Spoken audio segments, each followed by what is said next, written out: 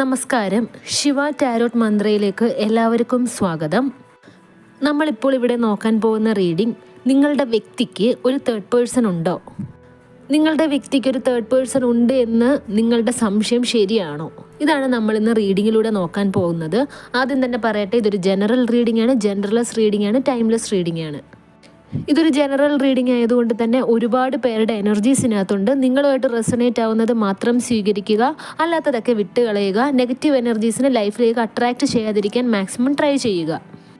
നിങ്ങളുടെ കാര്യങ്ങളെക്കുറിച്ചിട്ട് വ്യക്തമായിട്ട് നിങ്ങൾക്കൊരു ധാരണ ലഭിക്കണമെന്നുണ്ടെങ്കിലും നിങ്ങളുടെ പ്രശ്നത്തിന് പരിഹാരം വേണമെന്നുണ്ടെങ്കിലും അത് പേഴ്സണൽ റീഡിംഗ് എടുത്തു കഴിഞ്ഞാൽ മാത്രമേ സാധിക്കുകയുള്ളൂ. പേഴ്സണൽ റീഡിങ്ങിൻ്റെ ആവശ്യത്തിനായിട്ട് സ്ക്രീനിൽ കാണുന്ന വാട്സപ്പ് നമ്പറിൽ കോൺടാക്റ്റ് ചെയ്യുക.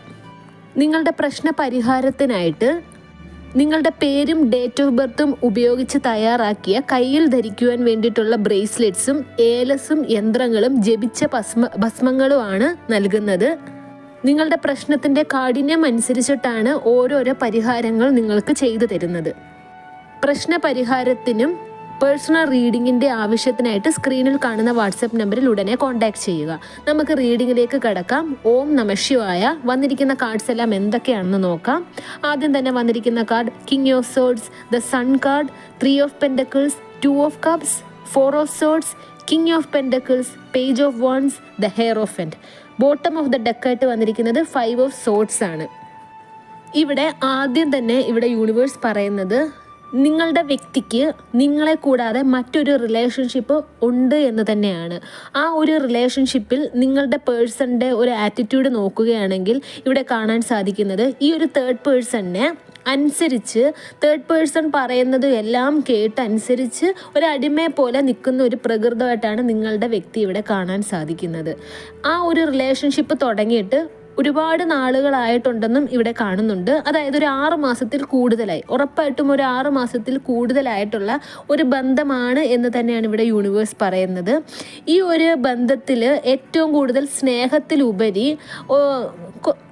ഒരു സാമ്പത്തിക ഇടപാടാണ് ഇവിടെ കാണാൻ സാധിക്കുന്നത്.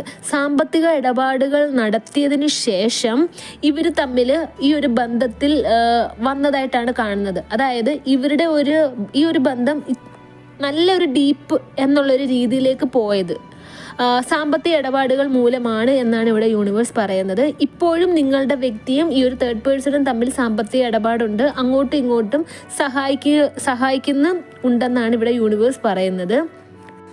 ഈ ഒരു തേർഡ് പേഴ്സണും നിങ്ങളുടെ വ്യക്തിയും തമ്മിൽ ഇടയ്ക്കിടയ്ക്ക് വഴക്കുണ്ടാവാറുണ്ട്. വഴക്കുണ്ടായാൽ തന്നെയും അവർ ഒരു റീയൂണിയനാണ് സംഭവിക്കുന്നത് എന്നും ഇവിടെ കാണുന്നുണ്ട്.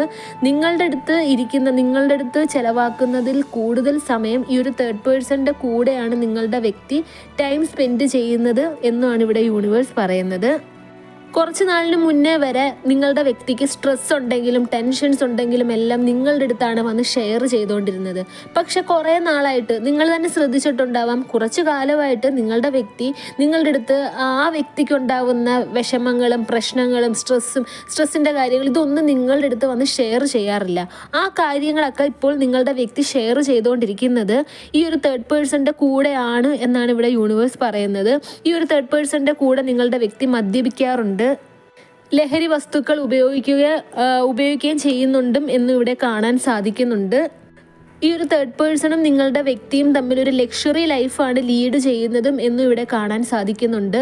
നിങ്ങൾക്ക് തന്നെ ഒരു പക്ഷേ ചിന്തിക്കുമ്പോൾ മനസ്സിലാവാം, നിങ്ങളുടെ കയ്യിൽ നിന്ന് സാമ്പത്തികം വാങ്ങിച്ചിട്ട് പോവും.